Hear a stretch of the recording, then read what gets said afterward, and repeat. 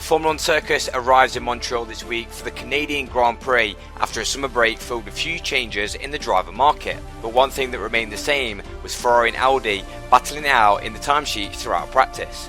In contrast, both Chevrolet-powered teams, Haas and Red Bull, were aloof in setting any meaningful top times and instead perhaps concentrated on their long-run pace. This allowed both Aarava and Hulkenberg to get comfortable in their new cars, something which Chevrolet were very keen on as they looked to attack the established teams hard in the remaining races with their new roster of drivers. Managing the tyres and calling the strategy will be key in Canada, with the tyres expected to grade quite rapidly, something which Jaguar are still concerned about, and even more so with new boy Ocon never having experienced what a handful the Jaguar car can be at times. Speaking about managing a handful of a car, Daniel Ricciardo arrives in Montreal in good spirits, telling the press McLaren have updates which he feels confident in. I think there's even more to come as the season goes on. Finally, the likes of Renault and Mercedes powered teams are prepared for a quiet race, with straight line speed being an issue even with compromise on downforce. However, Vettel remained optimistic that his team could catch out other teams due to tyre wear.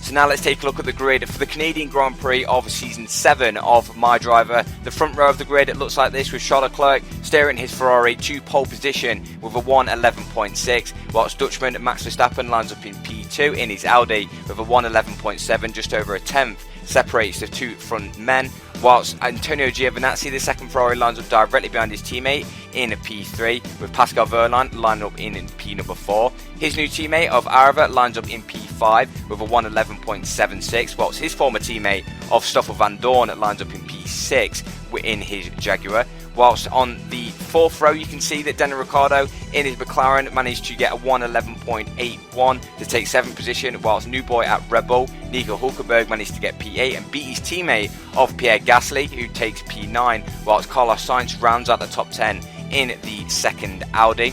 While Sebastian Vettel and Mick Schumacher, the two Mercedes drivers, line up on the 6th row of the grid. Nothing really separates them in those positions, whilst Sophia Flores, another German, picks up P13, whilst Esteban Ocon, the Frenchman in the second Jaguar with a 1:12.1, lines up in P14, whilst Brett of Jack Aitken in the first Renault lines up in P15, whilst the second McLaren of Lando Norris picks up P16, whilst on the 9th row of the grid is Sergio Perez in the first Williams, whilst George Russell picks up P18 towards the back of the grid, whilst the final row of the grid looks like this, with Valtteri Bottas and Antonio Fuoco in P19 and P20 respectively.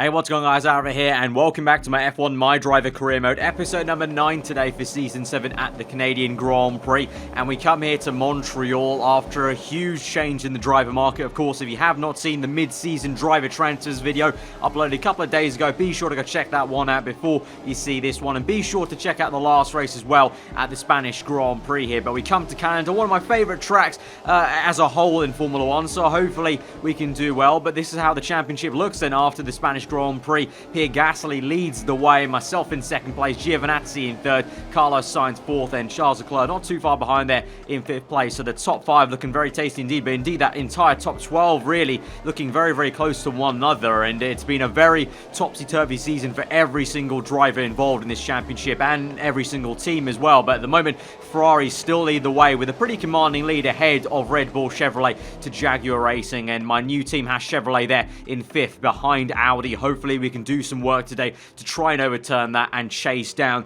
those top packs. But here we go then after the formation lap, lining up to get going for the Canadian Grand Prix as we go towards now 5 red lights for my first ever race in Haas Chevrolet. Can it be a good debut today here at Montreal, Canada, as the lights go out and we're underway? We'll find out. 35 laps ahead of us. It's a good start for us compared to Antonio Giovinazzi as he bogs down on the left-hand side. Off pole position though, Leclerc leads into turn 1, then turn 2. Verstappen down the inside of Giovinazzi Giovinazzi. Verline the same to me, and he's got it on the exit there. A little bit of oversteer, and we have to tuck in behind in P5, defend from Stoffel Van Dorn, who was just behind us on the grid. As now Giovinazzi defends hard from Verstappen, and he's up into second place then. So after a poor getaway, the Italian's got up into P2 ultimately to make it a 1-2 for Ferrari. Good stuff there for him, but Verstappen will be lurking around, even though he's a little bit far back at the moment. He will just have to be patient, and as we get towards the back straight now, he's going to have a chance to make a re-overtaking move for P2 there into the final chicane. Verline close behind myself as well. We're going to do a really nice tight line as both of them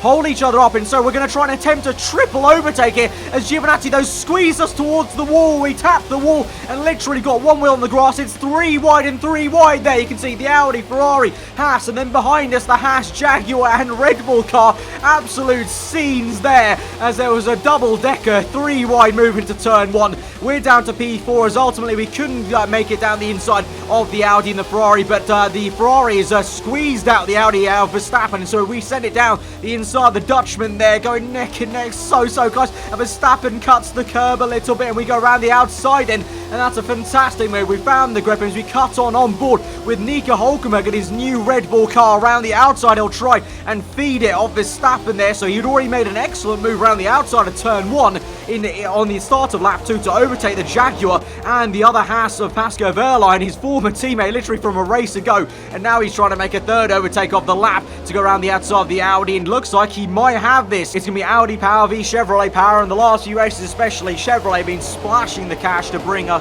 flurry of upgrades to not only the Haas but also the Red Bull team for both their power units, and Hulkenberg is passed and he's up into P4, so what a great start for both of us debutants in our brand new teams and surroundings. And Verstappen is down to P5 from what was a very strong front row qualifying there. Now we focus back on Hulkenberg's teammate then, Pierre Gasly, the man who leads the championship going into this race, going around the outside of Daniel Ricciardo, who did really well on Saturday to wrestle the neck of that McLaren up into the top 10. And Gasly, I think, is going to find his way past, as we do, on Giovinazzi then very easily with DRS open there. And with that move, that's going to give us a lot of clean air to potentially chase after Leclerc for the race lead. But meanwhile, back behind us, Gasly's still trying to fend off Ricciardo, and also Carlos Sainz goes down the inside to make it 3 wide into the chicane, which is never a good idea. And Sainz comes out the worst there, being locked off nearly into the wall of champions. Obviously, him being the reigning champion, actually, so it could be quite fitting for him to go into the wall there, but not to be, and he just escapes there without any damage, as Gasly now goes back down the inside of Ricciardo to finally make that pass. So Ricciardo definitely wasn't lying in the Friday practice press conferences about McLaren bringing a couple upgrades and feeling a little bit better about this car, as he's doing well to fight hard in the top 10 for some points that McLaren's kind of been lacking in the last few rounds. Now we defend from Giovinazzi, who's around the outside into the hairpin. Yellow flags though, DRS disabled, and it's because it's going to be Valtteri Bottas out this Grand Prix. He's going to spew out of smoke out this Grand Prix and park it up there on the right hand side, but I think that's a full course yellow, so I think that might be the full safety car out there, so that's going to be interesting, because that's a bit of an awkward time for the safety car to come out. So it's on lap 4. I was hoping to go to about lap 7 on the ultra softs, but we're going to come in right now.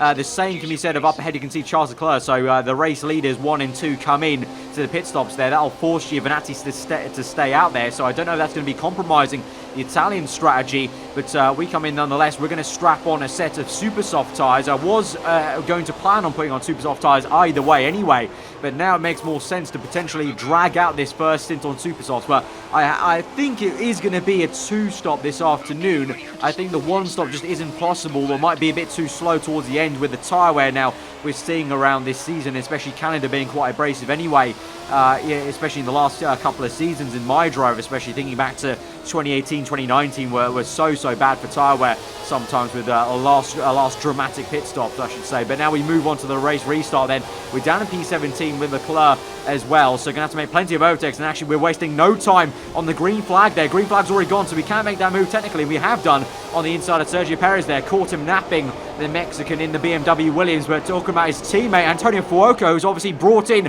for this race and the rest of the season, down the inside of his former teammate from Alfa Romeo. So how do you like this? That's such a weird dynamic there. Fuoco overtaking his former teammate in an inferior car, and Leclerc is going to have to do some defending. He does so, but what a tale that is. Fuoco and Leclerc having a ding-dong battle there.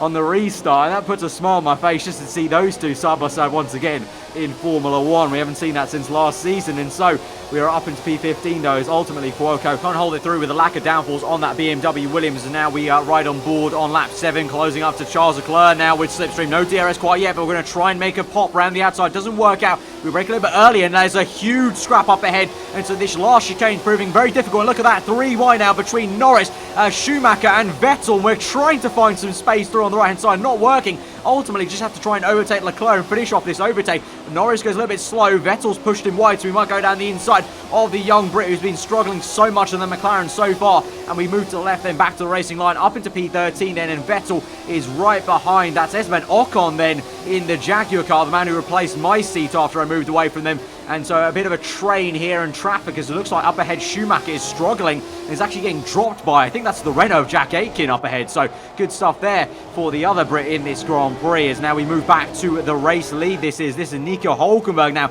chasing after Antonio Giovinazzi. Remember, Giovinazzi and Hülkenberg yet to pit in this Grand Prix. They opted not to pit under the safety car, and Hülkenberg round the outside of the Italian. The Italian will squeeze him towards the curbing quite hard, but he's not giving up there, Nico is, and he's going to be on the left-hand side, and just like he did on Verstappen, he'll power past there, and once again that Chevrolet power proving the better of the two down that back straight there. But Giovinazzi close behind, as well as Verstappen there, and he's looking a bit dangerous actually, Verstappen is, as he goes through quite quickly through the last chicane. So he might size up a move on Giovinazzi. So is Gio the one now struggling in this Grand Prix? It was Verstappen at the beginning of this Grand Prix, but now Verstappen finding his feet in the Audi now, 9 laps in. He's down the inside of turn 2, and he's made that overtake work. And as we swing through now on the same lap into the back straight now, as we go on to that high-speed chicane on the right, Hülkenberg getting away, and to be Verline now down the inside of Giovinazzi to make that overtake there. Nips past him, and he's up into P3, and so it's going to be Giovinazzi down to P4, and it might be P5 very soon, as now Van Dorn is round the outside. So is there an issue for Giovinazzi? He had a similar issue maybe in Spain, where he just kept falling and falling away, and Ferrari were yet to identify what exactly that issue was, but it looks like it may be reoccurring, as Van Dorn round the outside quite easily. Now it's up here, Gasly there, trying to make it 3 wide, potentially Gasly makes it around the outside, and he's on the left of Van Dorn as they go side by side in the chicane, and a bit of contact made in the Wall of Champions for Verstappen there, and they all bunch up as well with Van Dorn and Gasly fighting. But it's going to be Verline now ultimately into turn 1, trying to make it around the outside of Verstappen. Meanwhile, it's also too wide behind between Van Dorn and Gasly. I think that was Giovinazzi just managing to stay ahead of Daniel Ricciardo and Carlos Sainz, who's trying to still make his way up the order after such a poor qualifying yesterday. Now we move on to lap 9, and this is going to be Gio trying to come back though at Van Dorn. So maybe he's found the solution to the issue as he goes around the outside then of the Belgian man in the Jaguar car, and it looks like he's just about made it. And so Van Dorn has to tuck in behind though, but he'll get the slipstream back, as although I think maybe Sainz has got better ideas to try and overtake him personally, and so that might be a 3 wide moment, as it's going to be Sainz on the left. Van Dorn tries to peak on the right hand side, ultimately can't make it work, and so it's going to be the Spaniard down the inside that hops the curb somewhat, and it's a bunny hop actually that hasn't worked out for him, and he's actually slowed himself and Stoffel down, and so it's going to be Daniel Ricciardo trying to feed it around. And look at that, how many cars are there going 2 wide again. Look at the scenes there. You've got both Jaguar cars side by side with other cars, Mick Schumacher and Jack Aitken respectively, and then Carlos Sainz going side by side with Antonio Giovinazzi. And now we're going to try and join the tea party here as we try and make a move on Mick Schumacher. Doesn't quite work out. We're going to have to wait a little bit patiently. We do have the pace over all of these guys at the moment, being on fresher super softs compared to their worn out ultra soft tyres. So really this is traffic we have to try and navigate as fast as we can, and so far Schumacher is being a real mobile chicane at the moment, still unable to overtake him. Even we tried a little bit of a switchback move there on the exit of that corner, trying to surround the car faster, but now down the inside finally we'll squeeze him out, and we have a little tail slide for good measure and style, and we're up the order. Now we can chase after Esteban Ocon then, and also Stoffel Van Dorn. So is this going to be any kind of awkwardness between us two? Obviously former teammates literally just last episode, so let's see as we close up to Van Dorn, and look at the closing speed there, Chevrolet v Jaguar power, and ultimately that is the good stuff I've been looking for here. And we're around the outside, DRS wide open, rich mix going, and we're up into P10 now, but we've got yellow flags up ahead. There's been an issue there on the left hand side, I think, in the pit. Oh my god, what a major issue for Carlos Sainz, and I think that was Daniel Ricciardo slammed half into the wall. Many things have gone wrong there for Daniel Ricciardo there, into the pit lane. It's a pit lane crash, And that, I'm surprised if I haven't called out a safety car there. That looked like a absolutely horrendous crash for Ricciardo. Let's have a look in the replay. What happened here? Ricciardo some way back in, I think this is going to be what I think it is. Yeah, he tries to go in the pit lane. That's a huge collision there for the Australian, and his tyres off, his front wings off, and he's half spewed into the wall. For Sainz, though, on board, it just looks like an assassination and a half there by the Australian, as he literally just attacks him out of nowhere, dives into the pit lane, and Sainz just isn't ready for it. And so that's Ricciardo out of the Grand Prix. I'm surprised Sainz isn't either, but he's just got a front wing loss, and so he'll pit in and have to fix that, obviously. But he's now going to be way down the order, the Spaniard is, after already being down the order after a poor qualifying. But with no safety car then, we're going to get on straight back to the action on lap 12, green flag going. And so now we're going to try and make an overtake on Esteban Ocon if we can, down the inside of the hairpin, nice and easy, hit the apex, try and open up the steering wheel on the left hand side to squeeze him out, and we do so to perfection. And we're up into P5 now. So on lap 13, little sit rep then. Pascal Wehrlein leads the way from Nico Hulkenberg then in second place in the Red Bull Chevrolet car. So the two former teammates are 1-2 right now, ironically there. And Verstappen in P3, Jack Aitken then in P4, doing a fabulous job on those ultra soft tyres since the beginning of this Grand Prix. We're in P5, of course, just overtaken Esteban Ocon, who's trying to still find his feet in the Jaguar. Obviously, he had a really poor qualifying there, clearly still getting to grips with the Jaguar car compared to Van Dorn, obviously, and kind of shows the good job I was doing in Jaguar, kind of, for Ocon to be that down. But so far in the race, he's actually been showing up his more senior teammate there around the Canadian Grand Prix. Then back behind him, you've got the two Mercedes cars just ahead of, I think that's the Red Bull Chevrolet of Pierre Gasly now. Gasly makes a move down the inside of Schumacher there. So Gasly coming back in this Grand Prix. He's made one pit stop, I think that was, under the safety car. So trying to work his way through. Now he's in a sandwich of the two monster Mercedes cars. And he's closing up now to Sebastian Vettel, who locks up quite horrendously into the hairpin. So that might give Pierre a good getaway. He'll have DRS here because, of course, there was no safety car period. So DRS still very much activated here. So he opens up that rear flap there on the left-hand side. Nice and easy. And he just kind of needs to calmly go in a straight line and overtake him. And he gets on with trying to catch up the top 7. Also, we haven't mentioned it yet. The Ferraris, though, you would have seen are not in the top 10 anymore. They made their first pit stop whilst that yellow flag period was going on there. So they're a little bit down the order now. But there are lots of guys who are yet to make their pit stops, including this man, Jack Aitken, who now we're going to try and overtake now on lap 14. He's still on those ultra soft tyres since the beginning of this Grand Prix. He's defending quite hard, though, indeed, squeezing me onto the grass there. So getting a little bit frosty with my fellow countryman there. And so we have to try and straighten up the car a little bit faster as we take a wider and tighter line then on the exit of the hairpin. Open DRS now. And so surely we'll get this done finally on the left-hand side there as my teammate Wehrlein is into the pits now finally on lap 14. So him and all these guys have taken these tyres so long, and Jack does also come in. But that's what I'm saying. The Ferrari's down the order, but so many of these guys were yet to pit, and it's kind of bonkers they were yet to pit. And so now we're up into P1, having already made our first pit stop. But of course, I think we're probably going to be making one extra pit stop compared to these guys. So this is the time now. Fresh air, clean air. We need to try and make the most of this now and push on. As now we move on to lap 15. It's going to be Pierre Gasly now into the pits for, I think this might be the first time in this Grand Prix. I think I mentioned he might pit earlier, but no. I think this is his first pit stop of the afternoon. But as he comes in, you'll see he's actually stalled here because he's got a stop and go penalty for speeding under the yellow flags that I think came out for Ricciardo and Sainz's crash there. So whilst Gasly has to make his first pit stop, he also has to slow down for, I think that was 5 seconds it seemed like, before his pit crew can make any work on his car. So he's going to lose a bit of time, but not too much. But I think he's going to find himself just outside the top 10 behind the Ferrari guys. He's going to have to try and re-overtake them if he wants to get back in the points and back into this Grand Prix. But now on lap 16, we got more yellow flags as we lead the Grand Prix. DRS disabled, full course yellow, and another safety car for the second time now in this Grand Prix for a big reason. Oh my God!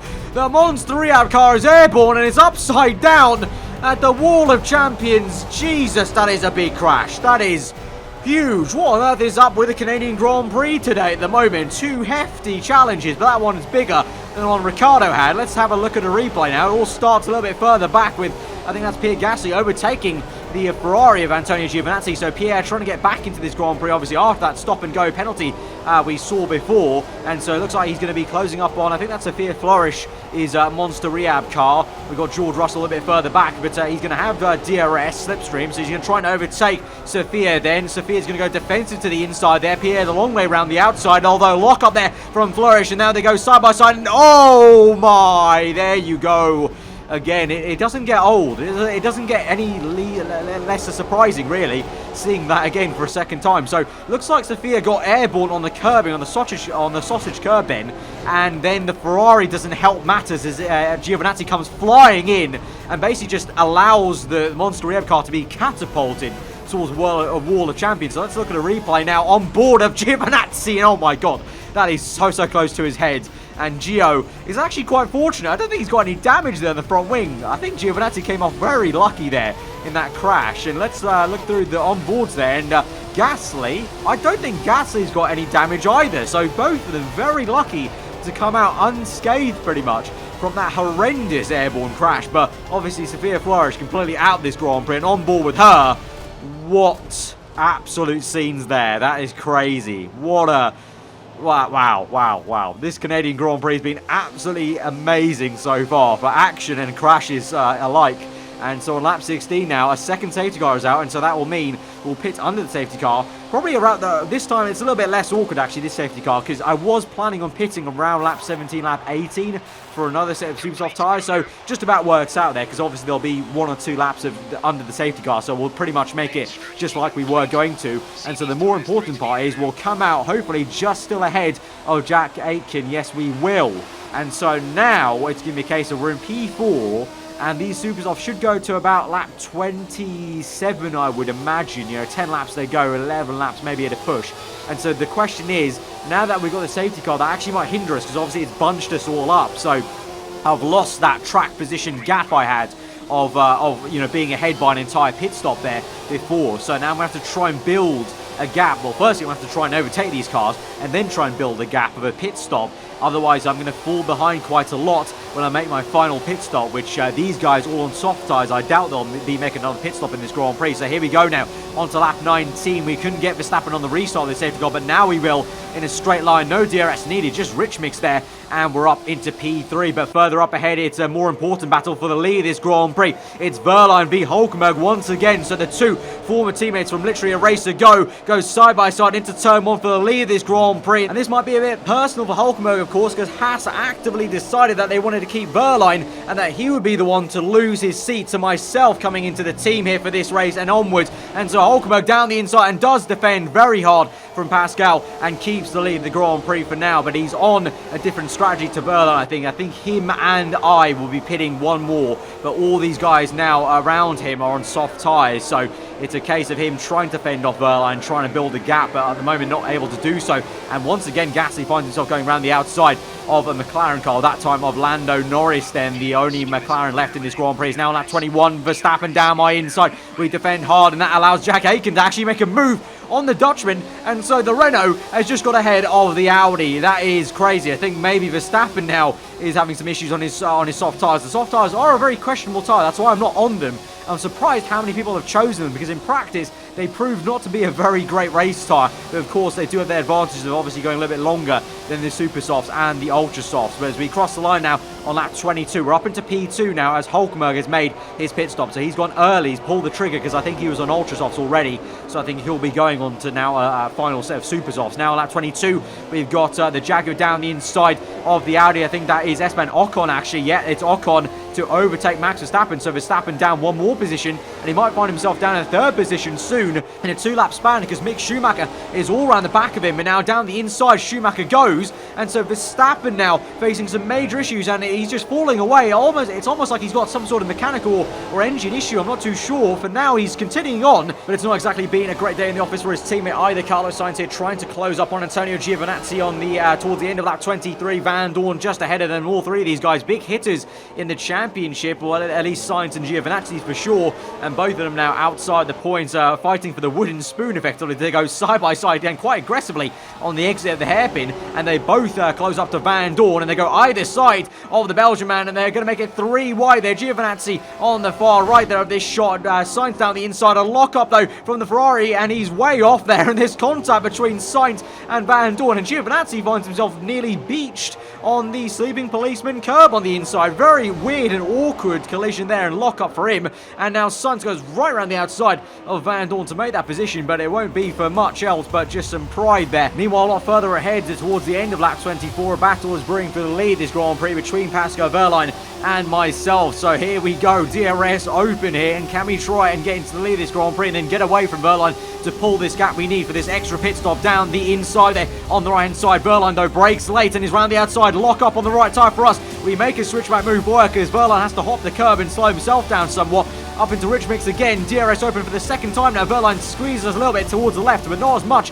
as we did against Giovinazzi earlier on in the Grand Prix. We're on the outside for turn 2 then, from the inside of turn 1, and we find the grip in third gear, rev out the engine to try and plant the power down as early as we can. We're having to go the long way around though into this first chicane, have to give him the space there on the right hand side, and this is nothing but respect between myself and Wehrlein. We're still there neck and neck as we enter the end of sector 1. Little bit of contact made, we make a good switchback move though to get the place finally up into first, and we do get away straight away on that straight. And now I'll be hoping to pull a gap, because we need to pull as much of a gap as we can for that pit stop we're making onto ultra soft tyres. Of course, yes, that will be a very pacey tyre compared to these guys on very worn softs, but that's still no guarantee we'll come back through this entire pack, so I need to do the best job I can on these super soft. But it's quite the opposite in Max Verstappen's world here on lap 25, being overtaken by Nico Hülkenberg around the outside of turn 1, and Verstappen seems pretty damn defenseless against these moves, and he's just falling away and away, and I'm not sure if it's the tyres or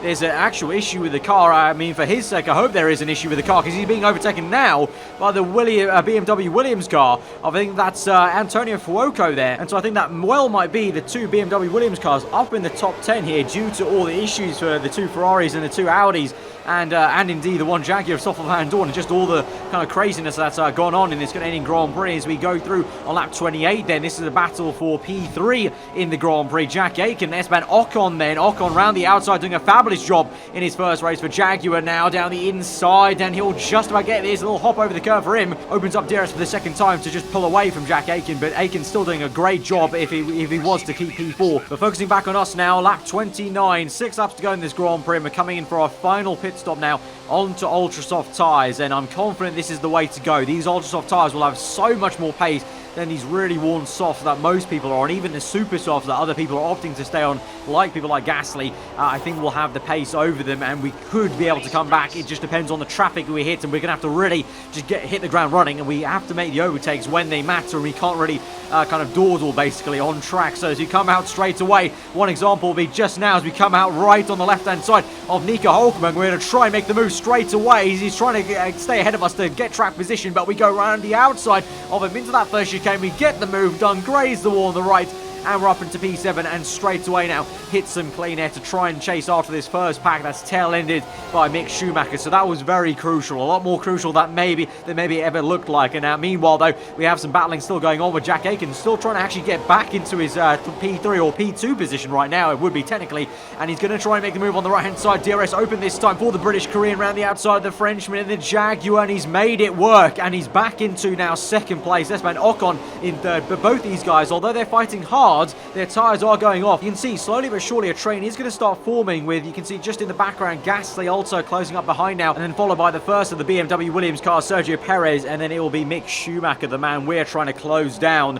And so these guys are all bunching up, and we're kind of all closing up on one due to all their tyres wearing, and obviously we're on fresh tyres, so this is why I'm confident we can make this work, because we're already getting on the back of Mick Schumacher now as we've got 4 laps to go. Can't quite make a move there. I had a little look there, little lunge, a half lunge, decided not to make it, but now we're going to do it on the exit of the chicane towards the hairpin on the outside this time. It's a close touch and go there moment with the grass on the left hand side. We feed it around the outside, and we're up into P6. So now we can see the 4 ahead of us, all very close, and you can see they're still fighting as now Ocon goes for another move on Aitken, and now it's Gasly on the right hand side to make it 3 wide. Now Gasly and Ocon go side by side, and Gasly's going to be the one down the inside there. He's going to squeeze Ocon across the curbing, and then they lose so much time there, and Sergio Perez also losing time, having to back off, and so we're going to go through to try and make a triple overtake here on the outside of turn 1, setting the fast lap of the Grand Prix whilst we do it. And just like that, we're from P6 to P3, and now, more than ever, our strategy is looking like it's going to be the better one today. Now, at the moment, my teammate leads the way in this Grand Prix. It's Gasly in second place, and now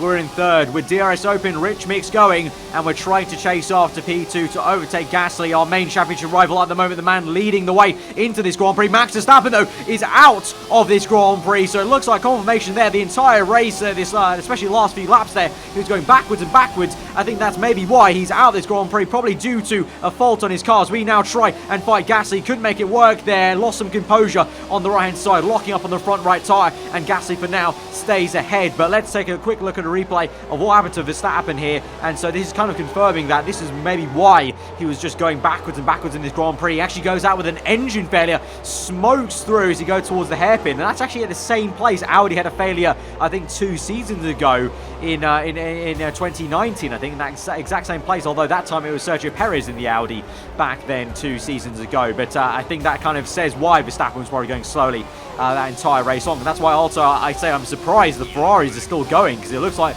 both of them have some sort of kind of mechanical engine issue here in this Grand Prix. Meanwhile, back to our PV now with a lap and a half to go into the hairpin. Yellow flags, and that somewhat puts off Gasly there. We can't overtake him, of course, until now, where we go green, but it means we get stuck up right up his gearbox, and so we have to do a bit of shimmy and shaking. And so now, where will we go? To the left or the right? Now, we'll go to the right here with DRS open to try and overtake him for P2 in this Grand Prix. He breaks all like a... Oh, no! Oh, it's an engine failure for Pascal Wehrlein. He's going to be out of this Grand Prix, and so that means me and Gasly across the line on the last lap of the Grand Prix are fighting for the race lead. Yellow flags now. He can't overtake me. We're in the lead of this Grand Prix, and just like that, in 2 laps' time, we've gone from P6 to leading the Canadian Grand Prix. It's not over there, though, as we go on to the end, the second half of the last lap of the Grand Prix. Gasly, we're on board with him right now, fighting hard still. He's got the speed, he's got the slipstream down towards the hairpin. He'll be on the left-hand side. We have to defend down the inside there, and we're going to have to try and open up the steering wheel if we can to maybe force him towards the wall there. But of course, he's got the space there, and he's actually got some great traction as we bang tyres there. A little bit personal, of course. Me and Gasly got plenty of history here, but now look at that behind us. Esteban Ocon out of nowhere, making it 3 wide for the battle for the lead down the back straight. It's Gasly leading the way. Ocon in second now, down the inside of the Frenchman. We make a tighter line to the chicane switchback move to get the lead back from P3, and just across the line will come ahead of Pierre Gasly to win the Canadian Grand Prix in a crazy fashion. What a hectic race. This race had everything. Crash galore, overtakes galore, action galore. Oh my god. 3 wide at the end of that race between Ocon, Gasly and myself for a moment there, and the top 5 are going to be separated by less than a second. All of us cross the line within the same second of time. That is bonkers. What a Canadian Grand Prix that has been. But overall, as a whole, the results are just crazy by themselves. Esteban Ocon, great debut for him in the Jaguar team in 3rd place. Perez, 4th for BMW Williams. Antonio Fuoco in 8th as well to make it double points paying positions.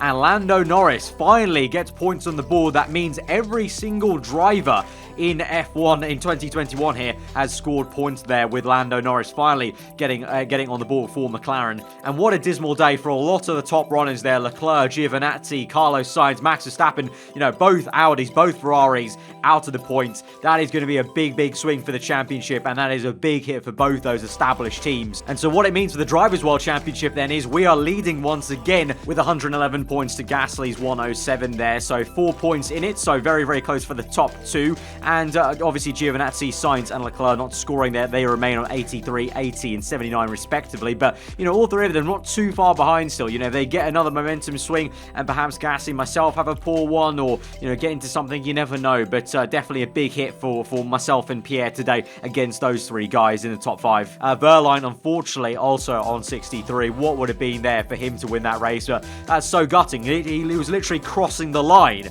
for the last lap of the Grand Prix, and his engine conked out. out. So that's so gutting for him there. In the Constructors then, with Ferrari not scoring any points there and Red Bull coming home with a strong finish with Gasly and Hülkenberg, Red Bull Chevrolet now find themselves level on points with the Scuderia Ferrari team. So Ferrari have been pretty much unchallenged at the Constructors for now 4 races. Pretty much they've had a commanding lead for the last 4 races and have seemingly remained untouchable up until now. Now they're in level on points with Red Bull, and Jaguar close up a little bit with 151 points. And you can see the job I've done there today in first place is exactly what Haas wanted with me coming to the team for this race and the rest of the season there. We're now level on points with Audi there. So if Wehrlein had stuck it through in first, it would have been ahead of Audi. So that's exactly why they wanted me here with the team, both me and Wehrlein. If we don't have any issues with engine failures like he had today, we can both do some great work and hopefully try and close back up to Red Bull, ultimately the biggest comparison for Haas as a whole. And then finally you can see, although Jack Aitken put a noble effort up, the double points paying positions for the Williams guys means that they get ahead by 2 points to Renault. So a nice little battle there at the bottom end for 7th and 8th between Williams and Renault there. Only 2 points in it between those two. So guys, smash that like button for what might be the best Grand Prix of the season so far. You guys thought the Italian Grand Prix was crazy in the comments. I think you guys might be choosing differently now after that Canadian Grand Prix. Do let me know what you thought of that one in the comments below. If you are new around here, then do get subscribed for weekly Formula 1 content. I've been aarava. Hope you enjoy the rest of your day, guys. I'll see you guys next time. Goodbye.